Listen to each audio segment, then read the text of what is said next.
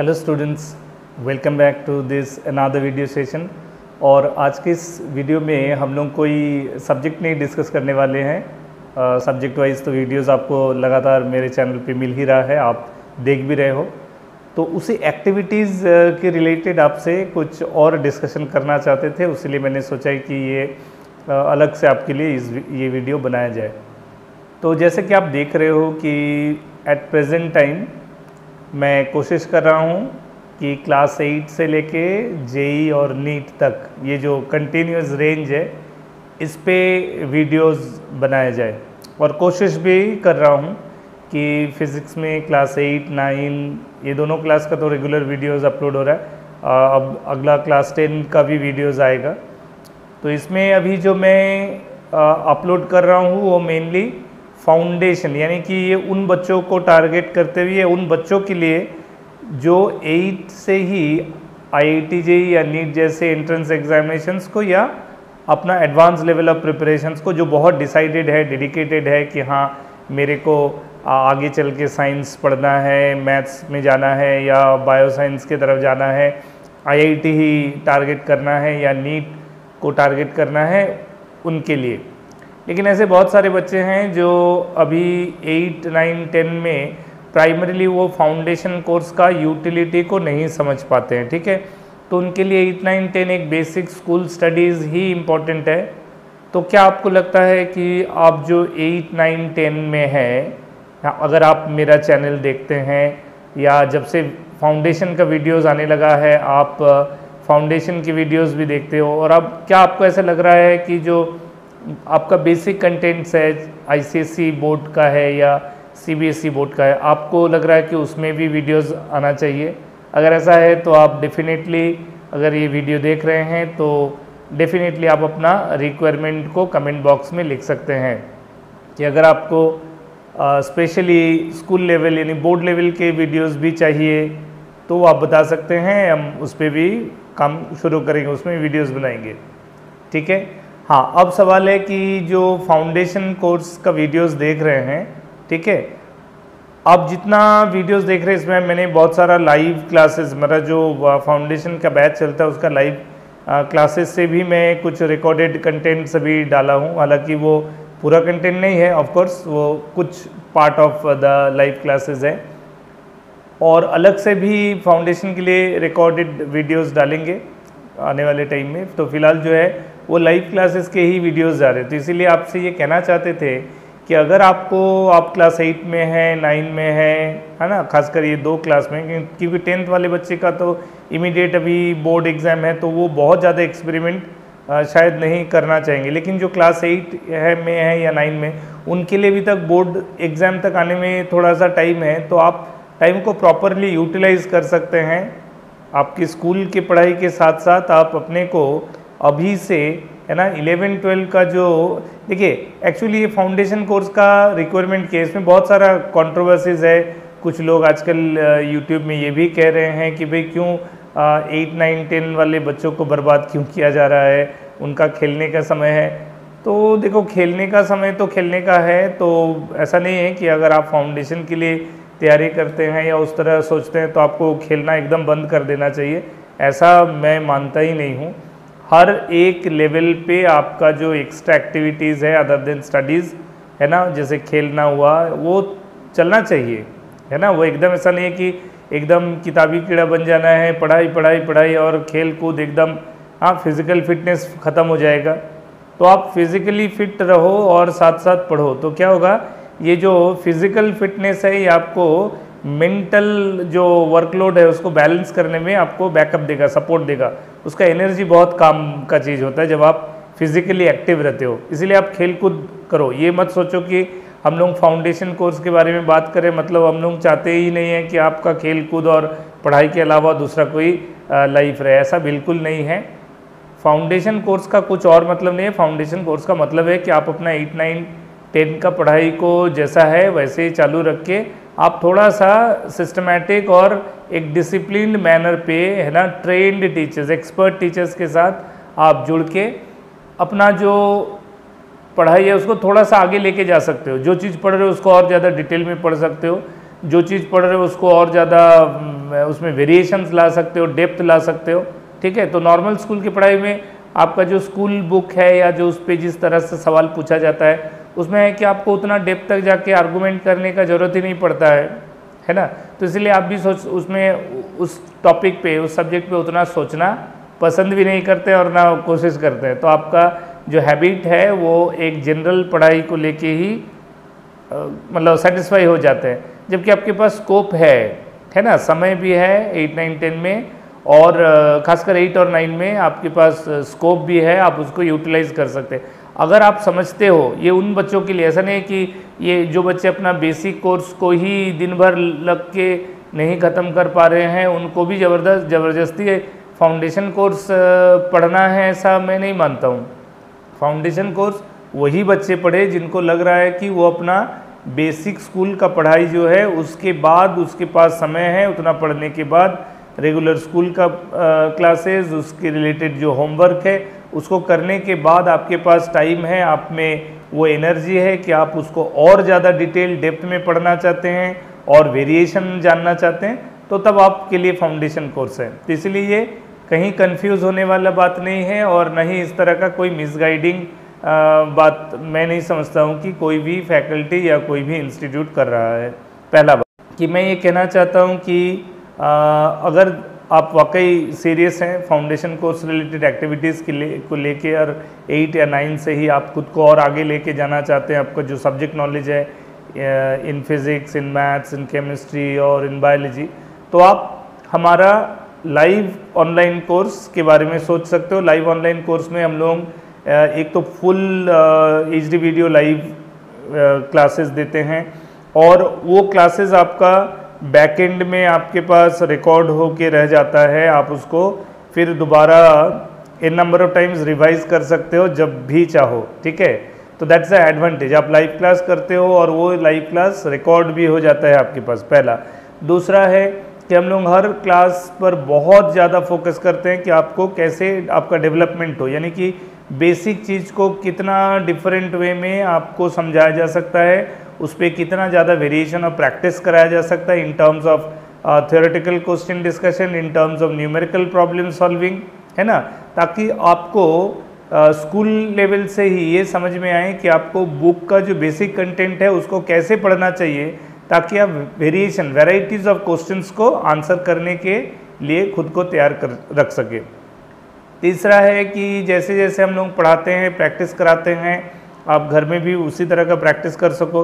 इसके लिए बहुत मतलब एक जो है ना सिस्टमैटिक और back to back assignment work करते हैं। हर टॉपिक में, हर सब्जेक्ट में असाइनमेंट दिया जाता है और फिर आपको वो असाइनमेंट कंप्लीट करके सबमिट भी करना पड़ता है, ठीक है, ताकि हम लोगों को भी समझ में आए कि हाँ आप अगर इस तरह के कोर्स के लिए आगे आए हो तो आप पढ़ाई भी वाकई कर रहे हो। क्योंकि आप अगर कोर्स ले लेते हैं और फिर पढ़ते नहीं हैं, लेकिन पेरेंट्स को लगेगा कि अरे मेरा बच्चा तो कोर्स ले लिया, ज़रूर पढ़ रहा है, लेकिन प्रैक्टिकली आप पढ़ नहीं रहे हो, तो क्या हो जाएगा, फिर आगे चल के आप भी कुछ नहीं कर पाओगे और हम लोग भी फंसेंगे ना। फंसेंगे इन द सेंस कि गार्जियन को लगेगा कि अरे ये सर तो हमारे बोले कि मेरे बच्चे को फाउंडेशन कोर्स करा देंगे, उसको एक्स्ट्रा नॉलेज बन जाएगा, लेकिन मेरा बच्चा तो बेसिक ही ठीक से नहीं कर पा रहा।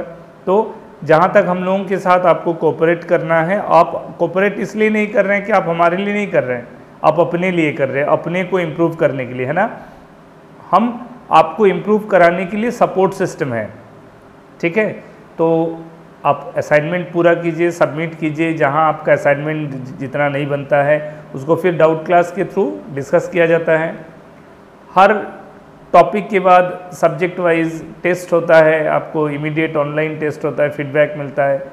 हम लोग ऑनलाइन प्रोसेस में ही, चूँकि अभी तो ऑफलाइन नहीं हो रहा है, ऑनलाइन प्रोसेस के थ्रू ही आपका किस तरह से सब्जेक्टिव टेस्ट लिया जाए उस पर भी हम लोग वर्क करते हैं। तरह तरह का उसमें सिस्टम है जिससे के थ्रू हम लोग ऑनलाइन टेस्ट भी ले लेते हैं, जिससे ये पता चलता है कि बच्चे जो चीज़ समझ रहे हैं क्या उसको वाकई एक्सप्रेस कर भी पा रहे हैं या नहीं।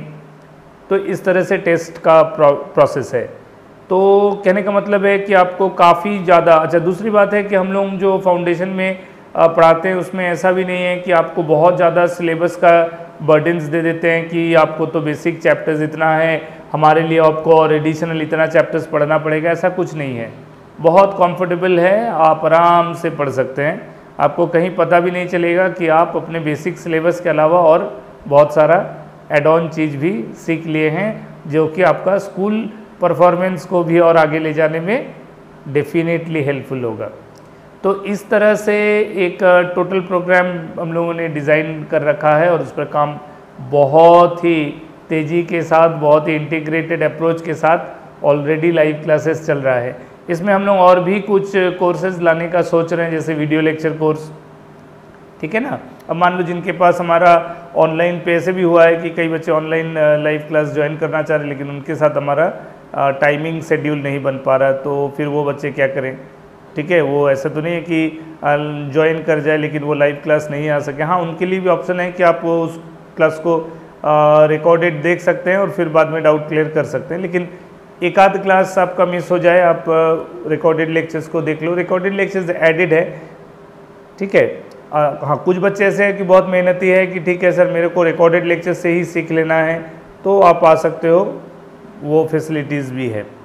तो इस तरह से कहने का मतलब है कि एक बहुत अच्छा ऑप्शन हम लोग इस लॉकडाउन पीरियड में जूनियर क्लास के बच्चों के लिए फाउंडेशन कोर्स के जरिए ला रहे हैं, जिससे कि हम लोग उसको प्रॉपर टाइम को यूटिलाइज करना सिखा रहे हैं और उसको ज़्यादा चीज़ सिखा के आगे भी बढ़ने में सपोर्ट कर रहे हैं। तो ये रहा फाउंडेशन कोर्स के रिलेटेड प्रोग्राम। इसमें बहुत सारा नया प्रोग्राम सोचा जा रहा है। ओरिएंटेशन है, 1:1 इंटरेक्शन भी बहुत इम्पॉर्टेंट है। 24/7 students can ask their doubts. एक डाउट सेशन अलग से हमने एक ग्रुप बना के रखा है बैच वाइज, तो स्टूडेंट उसमें अपने डाउट्स पुट करते हैं, हम लोग एक सर्टेन टाइम में उसको रिप्लाई करते हैं। तो स्टूडेंट्स को ऐसा नहीं है कि बहुत लोगों के दिमाग में बैठा है कि ऑनलाइन में मेरे बच्चे को तो वो सपोर्ट नहीं मिल पाएगा जो टीचर्स ऑफलाइन में देते हैं। देखिए, मैं किसी चीज़ को दूसरे का प्रॉपर सब्स्टिट्यूशन नहीं कह रहा हूँ। मैं ये नहीं कह रहा हूँ कि ऑफलाइन में आप जिस तरह का चीज़ एक्सपेक्ट करते हैं और आपको अवेलेबल मिलता है, ऑनलाइन में बेसिकली दो बिल्कुल अलग चीज़ है। तो दोनों में जैसे कुछ डिफरेंसेस है। अगर आपको किसी चीज़ में ऑनलाइन में कमी दिखता है तो कुछ मामले में ऑनलाइन ऑफलाइन से भी आगे चला जाए। जैसे देखिए, हमने कहा कि ऑफलाइन में बच्चे आते हैं, पढ़ेंगे 1 आवर, 1.5 आवर या 2 आवर का एक क्लास किया, उसके बाद बच्चा घर चला गया। घर जाके जब वो उसी टॉपिक को रिवाइज करने बैठा तो पूरा 1-1.5 घंटे या 2 घंटे का क्लास का जो टीचर A to Z कौन सा पोजीशन में क्या मैकेनिज्म बता, हर एक वर्ड को उसको रिकॉल करना डिफ़िकल्ट है ना ऑफलाइन में। तो आप दोबारा क्या करोगे, अगर उसमें से वो 2 आवर सेशन में कुछ चीज़ आपको नहीं समझ में आया ड्यूरिंग रिवीजन एट होम, तो फिर आप नेक्स्ट क्लास तक इंतज़ार करते हो कि आके फिर टीचर से पूछोगे, है ना। और ऑनलाइन में क्या है कि अगर आप एक क्लास किए हैं, आपको उसमें कहीं रिवीजन करते समय कोई एक पॉइंट अगर मान लो बाद में आपको समझ में आ रहा है कि ये वाला जगह मैं ठीक से रिकॉल नहीं कर पा रहा हूँ, तो आपके पास ऑप्शन है, आपको फिर टीचर के साथ मीट करने का, नेक्स्ट क्लास का वेट नहीं करना है। इमीडिएट आप अपने स्टोरेज सिस्टम में जाएं और वहाँ आपको उसी क्लास का रिकॉर्डेड वर्जन रिकॉर्ड है, तो आप उस रिकॉर्ड लेक्चर को फिर से देख सकते हैं। तो ये जैसे एक एडवांटेज है, ये आपको ऑफलाइन में नहीं मिलता। तो इस तरह से हर एक सिस्टम में कुछ पॉजिटिविटी है, कुछ नेगेटिव साइड है। ये तो देखने वालों का नज़रिया है। तो मैं हमेशा हर चीज़ में सिर्फ पॉजिटिविटी देखता हूँ, इसीलिए मेरे को फ़िलहाल ऑनलाइन कोर्स में ही काफ़ी ज़्यादा अपने लिए काम करने का भी स्कोप बहुत दिख रहा है बीइंग अ टीचर। और बच्चों के लिए भी मेरे को लग रहा है कि बच्चे के लिए भी बहुत सारा न्यू ओपनिंग्स और अपॉर्चुनिटी आया है। ये कभी नहीं कहना चाह रहे कि आने वाले समय में जब सारा चीज़ फिर से नॉर्मल हो जाएगा तो ऑफलाइन आ जाएगा तो क्या होगा। तो ऑफलाइन जब आएगा तो जिनको ऑफलाइन चाहिए होगा वो ऑफलाइन में अपना क्लास करेंगे, लेकिन हमारा क्लास तो ऑनलाइन में पहले से चल रहा है, अभी है और आगे भी चलेगा। यानी कि जब ऑफलाइन हो जाएगा सिस्टम तब भी ऑनलाइन चलेगा। इसीलिए हम लोगों से अगर कोई भी जुड़ना चाहते हैं, कि आप कहीं से भी जुड़ना चाहते हैं एनीवेयर फ्रॉम इंडिया, तो आप बेहिचक जुड़िए। ऐसा नहीं है कि अभी ऑनलाइन है बाद में ऑफलाइन हो जाएगा तो क्या सर ऑनलाइन बंद कर देंगे, ऐसा बिल्कुल नहीं। क्योंकि बहुत सारे बच्चे इंडिया के डिफरेंट कॉर्नर्स से जुड़े हुए हैं जो पढ़ रहे हैं, उनके लिए तो ऑनलाइन सिस्टम को कंटिन्यू रखना ही पड़ेगा। इसीलिए आप अगर इस तरह की दुविधा में हैं इस सोच में, तो आपको कंफ्यूज होने की ज़रूरत नहीं है। अगर आप चाहते हैं कि हमेशा आप कंटिन्यूस ऑनलाइन करते रहे हमारे साथ, तो ऑनलाइन पे ही आपका क्लास चलता रहेगा। हाँ, अगर आने वाले समय में जब ऑफलाइन शुरू होगा तब आप अगर आपको खुद को ऑनलाइन से ऑफलाइन में शिफ्ट करा लेना चाहते हैं तो वो भी संभव है। तो चलिए, आपको कुछ बातें किए तो हम लोग पढ़ाई के साथ साथ अपने सिस्टम के बारे में और भी बातें टाइम टू टाइम करते रहेंगे। आप अगर ये चैनल में नए हैं, अभी तक सब्सक्राइब नहीं किए हैं, तो मैं आपको बता दूं कि चैनल में अब तक का जितना एक्टिविटी है वो आप मिस करेंगे तो आप बहुत बड़ा लूज़र हो जाएंगे, और आने वाले समय में भी बहुत ज़्यादा एक्टिविटीज़ होने वाला है।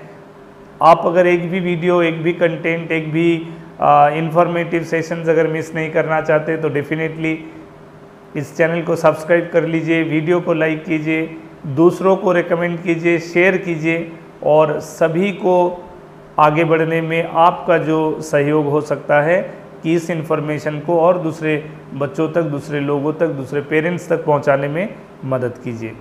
इसी उम्मीद के साथ कि आप इस टफ टाइम में भी घर में बैठे हैं, आप घर पे रहिए, घर से पढ़ाई कीजिए, लर्न फ्रॉम होम ये कॉन्सेप्ट अभी सभी को मेंटेन करना है।